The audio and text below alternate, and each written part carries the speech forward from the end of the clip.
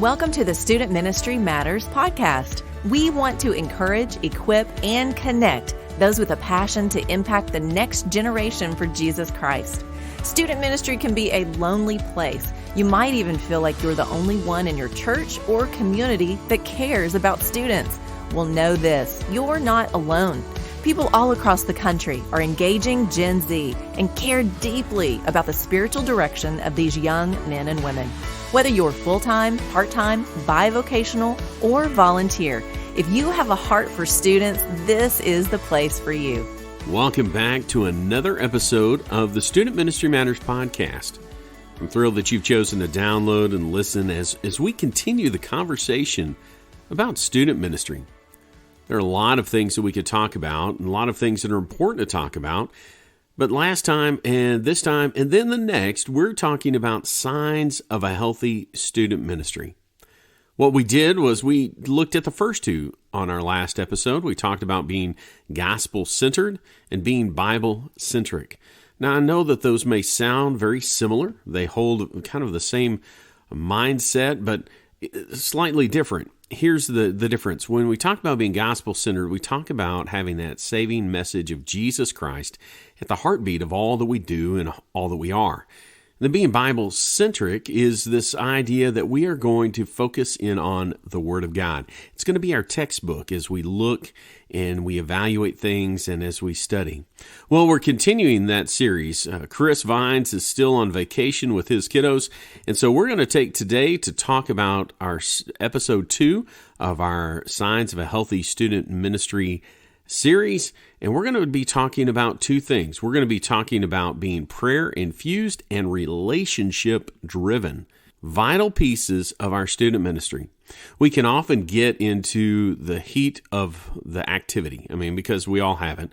We have different things that we're doing, things that we're trying to reach students at, events that we go to, concerts, and the list goes on. But what we need to do is to sit with the concepts that are at the foundation of our student ministry. I mentioned last time that if my children are growing, if they are getting bigger and taller and stronger over the years from 1 to 18, that's a good thing. And I can see that, and it's a sign that they're healthy. Our student ministry has some visible signs, some things that we need to make sure that they're a part of, that's going on in our student ministries. And so that's what we're going to spend some time with today as we continue the series. But before we do that, I just want to thank our podcast partner, Central Baptist College of Conway. Central Baptist College is challenging, engaging, and inspiring. It's one of these places that you can send your students to and know that they're going to get a good education, but they're also going to have a focus on Christ and God's Word. Now, not every place is like that, and I'll be honest, CBC may not be for all of your students, but be sure that they know that that's an option out there, that there is a place where they can go and they can grow in their faith as they study all those other things that they need to face this challenging world. Have them check it out at cbc.edu. Again, that's cbc.edu. I know that the admissions team would be more than excited to hear from you and set up a time where you could visit, and perhaps you could even bring your student to campus. But have them check it out again at cbc.edu. Well, as I mentioned, we're talking about the signs of a healthy student ministry. We've talked about being gospel-centered and Bible-centric. Well, the next thing that we want to look at is this idea of being prayer-infused. We know that there is great value in prayer. Jesus makes it clear that prayer is important. In Matthew 6:19 through 13, he shows his disciples the importance of prayer by giving them a model that all should follow. My pastor recently shared in a message that being limited to prayer is not a limitation. There is great value and power in prayer. Our student ministries need the infusion of supernatural power that prayer can provide. If that hasn't been in the culture of your ministry, which many times it's not, we get focused in on activity, we get focused in on teaching, we get focused in on doing all these type of things. How do we start to make a change in this area of prayer? How do we become prayer infused? What can you do to help your students embrace prayer? Well, I know as someone who's been studying church revitalization recently and even in years past, that we're going to see growth in our student ministries and our churches if we pour prayer and we pour evangelism into those scenarios. It is vital that we spend some time thinking about prayer and evangelism. And we've talked about being gospel-centered already, but we need to think about being prayer-infused. So how do we do that? How do we start making those changes? Well, number one, encourage prayer in your church body as a whole. It starts outside of the walls of your student ministry space. It starts with the men and women who are involved in your congregation. You go to them, you ask them, pray for our students. Pray that God will help them grow, that they will help them understand what they need to know and help them come to know Jesus in a deeper, more meaningful way. So we go to our body because remember, our student ministry is a piece of the church. They're not two separate things, your congregation and then your student ministry. Your student ministry is very much a ministry of that local congregation. So have your people. Go to your Christian seniors meetings.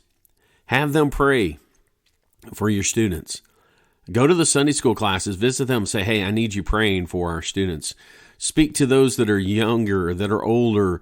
Have them pray that God will bless the efforts of that student ministry. So number one, encourage prayer in your church body as a whole. And it doesn't just have to be about your student ministry, but just this atmosphere of prayer is going to be exemplified. And people are going to see that example, and those students are going to see that example, and it's contagious. As more people pray and make it a priority, more people will pray and make it a priority. Well, the second thing under prayer infused is this idea that make prayer a part of your weekly group meetings. Now, often when we meet with our students, we may go around and ask, hey, what do you need to pray about? And we close out a service like that, and everybody shares, and then all of a sudden, somebody will say a closing prayer, and God, please be with all of the prayer requests that were mentioned today. I mean, that's about the extent of it. But there's a lot of things that aren't mentioned, that aren't brought up, because, well, some students might be afraid of ridicule. They might be afraid of making themselves vulnerable in those situations. So you have to get creative. I'd encourage you to go back and listen to our conversation with T.J. Lewis of Lake Church in Arlington. He starts each of his services with a time of prayer for those students. So one, it builds greater community for them, but it also helps them understand that God is the one who is in control. And I'll try to put a link to that in our show notes. So make prayer a part of your weekly group meetings. But again, we're not done there. If we want to make our student ministry more prayer infused, we need to be praying for our students. You may think, well, I can't pray for all of them. I have 100 students. Yes, you can pray for them, even if you have 100 students, but most of us don't. Most of the people listening to this podcast have youth groups that are maybe 50 and down. And you need to be praying for your students. Make it a part of that regular rhythm of prayer. Pray for a few each day. You don't have to pray for every single person in your group every single day, but make sure that they are being prayed for every week. And don't do it alone. Get your spouse, get your adult volunteers, those other people that are part of that ministry to pray for the students, and then make sure that the students know that they're being prayed for. Share that in a little postcard or a note or an email or a text. It doesn't have to be long, just a simple, hey, I prayed for you today. And you can even start it out the way that our ministry assistant that we used to have, she would send out a message, hey, how can I pray for you today? And you can get those things. You can ask your students and pray for them that day. Number 4, we need to enlist prayer partners within the congregation. Now, I've already mentioned getting the whole body to be praying, to encourage prayer throughout, to make it a part of the atmosphere and the attitude and just the culture of your local body. But get specific people to pray for your students. You can take a list of your students to a Christian seniors meeting and say, hey, I need a prayer partner for this person, for this student, for this 7th grade girl who is going through this, and you find a widow woman who loves to pray and wants to pray for her, and you get those two connected, and God is going to do great things. It's going to build your student ministry in a lot of ways, but knowing that this person is being prayed for, that's powerful, powerful thing. So enlist prayer partners within your congregation, and then utilize technology. Now, whether it's social media, email, text, there are opportunities available to us that weren't available to us when I started student ministry, for sure. Find the best way to connect with your students and have them praying for one another. You know, if it's a list, if it is a active thing that you have out there where they can see what they need to pray for, or if it's simple reminders, hey, you need to be praying for one another. Spend the time, pray for one another, and have your students doing that. It's a powerful, powerful thing when prayer is a vital part of our student ministries. And so we have to embrace that. We have to think about it. We have to have a prayer ministry within our church and within our student ministry.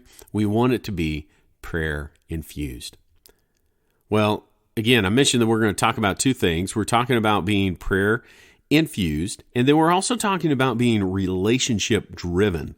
As we talk about our student ministry and we want to make sure that it's healthy, we need to understand that it's more than just the three things that we've talked about so far.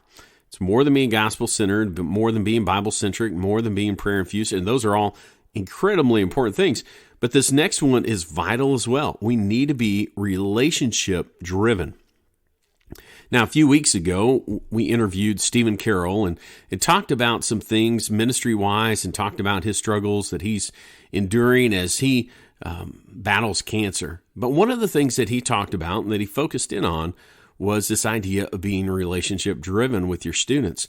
Invest in those relationships. It's not about having the biggest activities, the biggest fun, all the things. And as Stephen mentioned, he likes having the fun and he liked having all of those things, but he knew that the relationships were vital. So it's important for us to understand that being relationship-driven is at the heartbeat of student ministry. In John 13:34 through 35, Jesus shared about the power of relationships. He stated, "A new commandment I give to you, that you love one another, just as I have loved you. You also are to love one another. By this all people will know that you're my disciples, and if you love one another. Our love for one another will let the whole world know that we're followers of Jesus." And so not only does it impact what's going on within the walls of your student ministry and within the walls of the church, but people outside of that see that. The efforts that you make to go to an event for your student to show that you love them, that you care about them, that you're trying to build that relationship. Guess what? Their friends see that. Who is that old dude? That's usually what I get. Who is that old dude with a beard sitting close to your parents, or, that came up to you afterwards and said good job, or, whatever the remarks might be. But they see that. They see that relationship. Our relational mindset serves two purposes. Remember, it's an evangelistic endeavor. As our love shows the world Jesus, it's also a prioritization of relationship as we show students that we care about them and invest in their lives. And you've heard this before. It's nothing new, but people don't care what you know until they know that you care. So relationship is important. But how do we make that happen? What do we do to ensure that our students know that we care about them, that we are making relationship a priority in that process? Well, there are a number of things. I've got three here to share with you in these moments. Number one, pray for your students. And we've just talked about prayer and how prayer is to be a vital part of our student ministries, that we have a prayer-infused student ministry. But let me remind you, you need to be praying for your students. You need your group leaders, if you have small groups, if you're working in that arena, have them pray for their students. And then you pray for your students and pray for your leaders. We have to make prayer a priority. It's just vital. Number two, ask students great questions. We have a tendency to ask students the same questions. How's school? How's your week? How's your work? We fall into a similar pattern with adults as well, but they're used to small talk. Your students are looking for real and for authentic relationships. Get creative and ask fun as well as deeper questions. What was your favorite lunch at school this week? What was the craziest video you've seen? What do you dread about this upcoming week? Is there a teacher that you're struggling with this year? You get the idea. Think outside the box and move beyond the cliche. Ask your students great questions. And if you're still struggling to figure out what to do, let me encourage you to check out something. It's called axis.org. We've mentioned it on the podcast before, axis.org. You can sign up for the Culture Translator email. And that's a great email that's going to keep you updated on what's happening in student culture. Each week, they share 3 or 4 different items that you need to take a look at. Now, the cool thing is that they also have a couple of podcasts. One is just an audio version of that email. And so that you can listen to that email, perhaps you don't want to spend time to read it, or your email box is just full of stuff like mine is. But then they also have what's called their roundtable, where they take those concepts and then they talk about them, and then they get to a point in this podcast where they say, okay, so what are some questions that you could talk to your students? Now, specifically, this is geared towards parents, but man, I've found so many applications as student ministry workers because it just keeps you up to date. And as a 50-year-old family pastor who works with students, I need some help in that process. There are just so many things. My kids are now they've graduated high school. They are moved on to college. One is married and is out of college. And so as the world continues on, I need that little piece of extra information. So check it out at axis.org. They have a lot of different things and ways that can help you as you try to keep up with this ever-changing culture. So we mentioned a couple of things to be relationship driven in your process. Pray for your students, ask students great questions. I have a third thing. It's that connect and communicate with your students throughout the week. You may think, well, that's obvious, but are we doing that? Are you taking the time to send a text or use a messaging app of some sort? It's easy. I mean, it is really easy for us to reach out to them to see how their week is going. And if you have a smaller youth group, in the course of a month, you can personally contact every single student throughout that month. 30 days, 30 students, boom, you've got them all covered, and you've contacted them at least once. So that should be the bare minimum. But take time to connect and communicate with them. You can do that through, again, phone calls, emails, text, direct messages, through social media. They're all options. The trick is to find out a way that your students communicate and then use that. You may have students that play online video games. You may find avenues there, but just be intentional in the process. Connecting with students at their activities, such as band concerts and sporting events, are another way that most of us are familiar with. We get it. It's like, okay, I know he's in band. I know there's a concert coming up. You've got to ask. They rarely will tell you, the students, and then sometimes it's hard to get that out of the parents as well. But it's important that we build relationships. Now, one thing I want to make very clear, and I've mentioned this on the podcast before. I know I have. You don't have to be the super cool guy to be a great youth pastor. That is definitely a mantra that I've lived by because they don't come any more nerdy than me. I have found success with students in building relationships and enlisting like-minded volunteers. It isn't about the excitement. Ultimately, it's about the relationship, because we all want to be connected. We all want to be loved. We want to find our people. And your people, your students, have been placed there for a reason, for a purpose. God has them there so that you will care for them, that you can show them love and make sure that they know that Jesus loves them. So, we've covered 2 more things in our quest to understand 5 signs of a healthy student ministry. Today, we've talked about being prayer-infused and relationship-driven. Last time, we talked about being gospel-centered and Bible-centric. We're going to wrap up next time as we look at these 5 signs of a healthy student ministry and as we move forward. Because it is just vital that we take time to evaluate, to look at where we're at, what's going on, and how we can take a few minutes and make our student ministry better. Because in the end, it's about that. It's about making it the best place, the most God-honoring place that we can, and the most God-honoring means to impacting the next generation for Jesus Christ. But why do we do all these things? Well, we do them all because student ministry matters. Thanks for listening to the Student Ministry Matters podcast. Get connected at studentministrymatters.com or follow us on Facebook and Instagram at Student Ministry Matters. Until next time, keep up the great work with your students because the work matters.